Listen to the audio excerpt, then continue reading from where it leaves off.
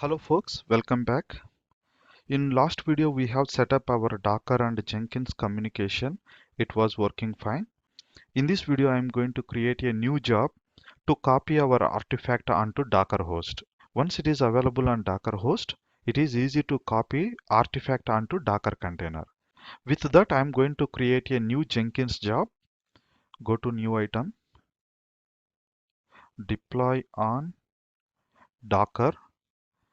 Instead of choosing Maven, what I will do, I'm going to copy all the configurations from previous job.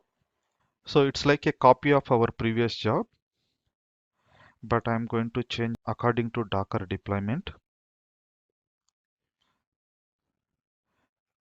GitHub is same. Polacm I don't need for this job. Build is same. And we are not going to deploy on a VM, so I'm removing it. And post build actions, we should choose send build artifacts over SSH. So it is going to send the artifacts to target server through SSH. Here we have configured only one server, that is DockerHost. That's why it's get populated. If you have more servers, you can see under drop down list. Now source file. So where exactly our file does located? Usually the file get creates under workspace. It creates a folder called targets. Under target you can see the var file. If you need more information, you can click on question mark. It gives the details what it is expecting. We should get the path of the var file. Where does it located? Let's jump into our Jenkins server to get that. I'm on my Jenkins server and pwd I'm inside workspace. If you do ls, I'm going to check in the previous job where the artifact is available. In the same location it will be created in the new job as well.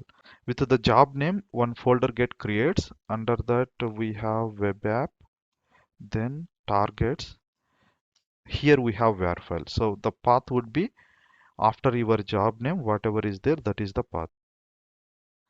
So this is the path, web app slash target, and star.var you can give, or else you can give the full name of your var file.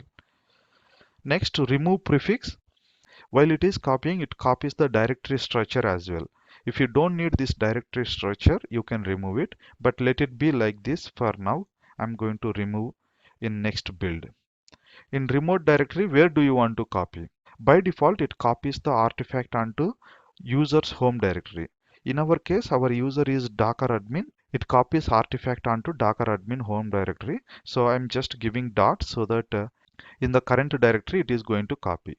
Execute commands. If you want to execute any commands on remote host, you can specify over here. But right now I don't want to execute any commands over there. So just apply, save it.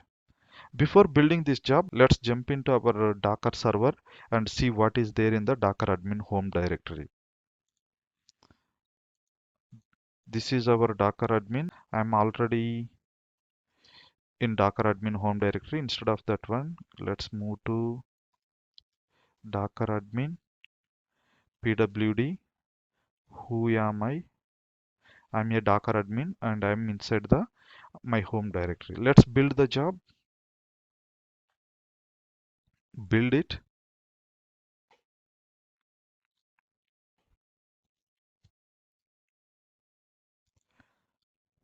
So it's building job.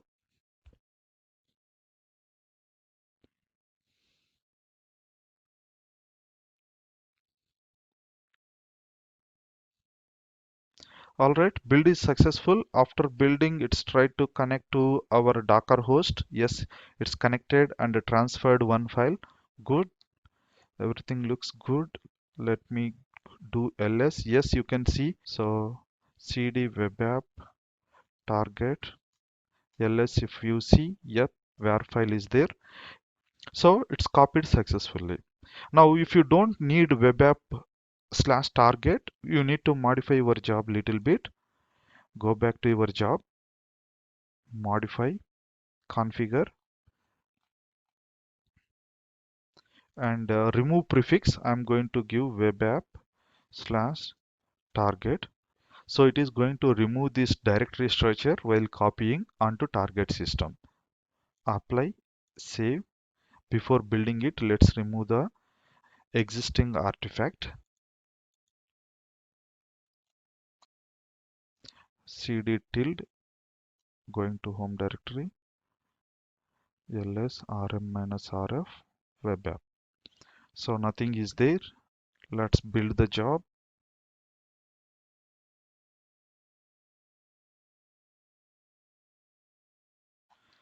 Okay, build is successful again. Now let's do ls. Yes, you can see this time var file has been copied directly under our home directory. This is how you can transfer your files to target systems by using Jenkins.